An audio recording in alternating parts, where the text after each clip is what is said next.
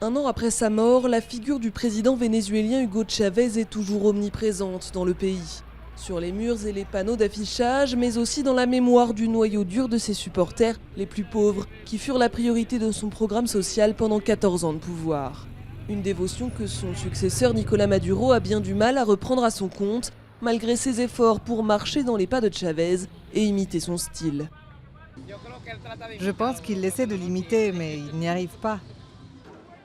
Des pénuries de marchandises, une inflation de 56% et une criminalité galopante ont conduit la classe moyenne vénézuélienne à sortir dans la rue ces dernières semaines, des manifestations qui ont souvent tourné aux violences. Ces problèmes existaient déjà sous Chavez, même si les files d'attente devant les supermarchés se sont allongées, mais selon ses supporters, son charisme et son caractère réussissaient à rendre les moments difficiles plus supportables. C'est difficile à croire, mais il avait un vrai talent de persuasion. Avec le président que nous avons en ce moment, ce n'est pas la même chose.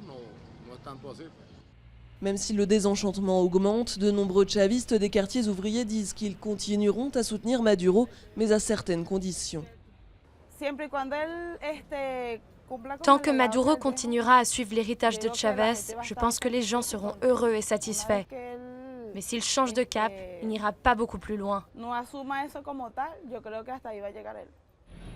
Pour certains analystes, toutefois, la très mince victoire de Maduro à la présidentielle l'année dernière est un signe que le soutien s'érode. Maintenant que Chavez est mort, le soutien à Maduro dans les quartiers de la classe ouvrière est moins important que celui dont bénéficiait Chavez. Alors que des manifestations déchirent certaines parties de Caracas, l'ombre de Chavez est encore assez présente dans les rues des quartiers populaires pour assurer la protection de son héritage et de son successeur désigné pour le moment.